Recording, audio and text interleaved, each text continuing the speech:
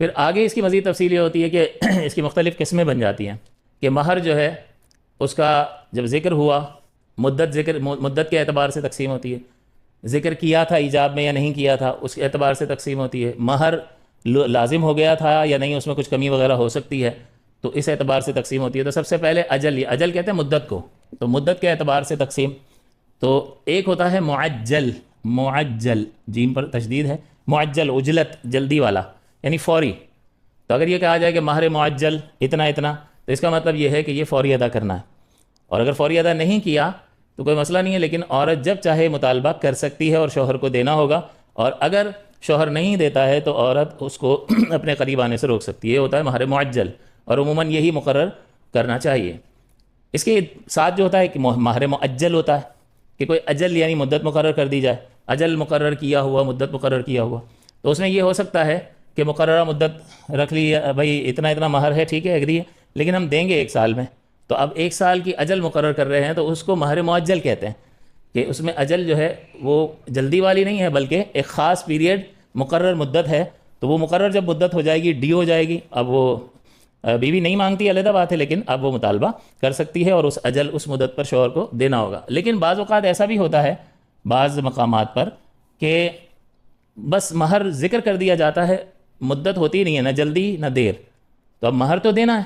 تو اب کب دیں گے؟ تو اب اس میں عرف کا اعتبار ہوتا ہے کہ آپ کے یہاں کیا رواج چل رہا ہے، تو عرف بھی حجت ہوتا ہے، ایک دلیل کے طور پر قبول کیا جاتا ہے، اس سے مسائل ثابت ہوتے ہیں۔ تو اب یہاں عرف کا اعتبار کیا جائے گا، اور ہمارے ہاں عرف یہ ہے کہ جب کوئی مدت وغیرہ ذکر نہیں کی جاتی تو یہ یا تو طلاق کی صورت میں دیا جاتا ہے یا پھر شوہر کا انتقال ہو جائے تو اس کے طریقے سے دیا جاتا ہے۔ تو ظاہر ہے کہ جب کوئی اجل ہی مقرر نہیں ہے تو پھر اس کا مطالبہ بھی نہیں بنتا ہے، وہ اسی صورت میں طلاق ہو جائے گی تو یا کسی ایک کی وفات ہو جائے گی تو پھر دیا جائے گا۔ شوہر کی وفات ہو گئی تو اس کے طریقے سے پہلے مہر ادا کریں گے اور پھر طریقہ تقسیم ہوگا، عورت کی وفات ہو گئی تو شوہر سے پہلے مہر لے کے اس کے طریقے میں شامل کریں گے اور پھر اس عورت کا طریقہ تقسیم ہوگا۔ تو ایک تو یہ ہو گیا کہ معجل اور معجل، تو یہ 3 طرح کے اس میں سامنے آ گئے، فوری یا کوئی مدت مقرر کی تھی تو اس مدت پر، یا مدت مقرر نہیں کی تھی تو عرف پر معاملہ ہوگا، پھر وہ عموماً جو ہے وہ طلاق یا وفات ہوتی کسی ایک کی۔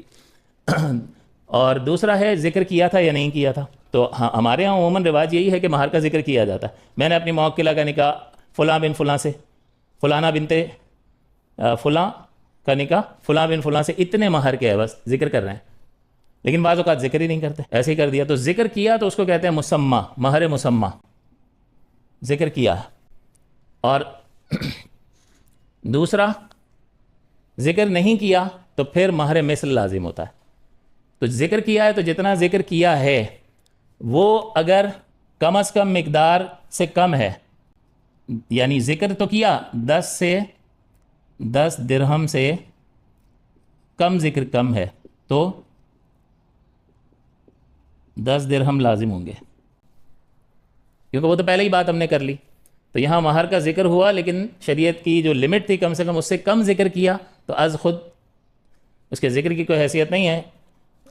یعنی اس اماؤنٹ کی کوئی حیثیت نہیں ہے، ذکر کی تو ہے لیکن وہ 10 لازم ہوں گے۔ اور اگر اس سے زیادہ ہے، کم سے کم کے برابر 10 درہم یا زیادہ،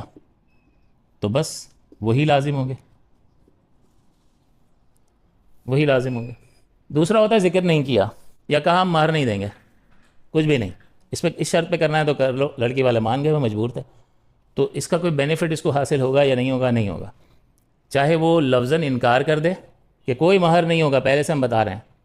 یا ایجاب کیا مہر کا ذکر ہی نہیں آیا، یہاں آدمی نے ایجاب کیا، عورت نے قبول کر لیا، اس کے وکیل نے، اور کوئی ذکر ہی نہیں ہوا، تو اب یہ مہر یہ مسمہ نہیں ہے، تو مہر مثل لازم ہوگا۔ اب مثل کا مطلب یہ ہوتا ہے کہ اس طرح کی یہ جو لڑکی ہے اس کے خاندان میں اس طرح کی اتنے حسن والی، اتنی پڑھی لکھی، اتنے جو ہے طور طریقے والی، جو اس کے اخلاق وغیرہ ہیں، اس کا مہر کتنا ہوتا ہے، تو کزنز وغیرہ سے موازنہ کر لیتے ہیں، اس کی مثل جو ہے اب مہر دینا ہوگا، تو پھر مہر مثل لازم ہوتا ہے۔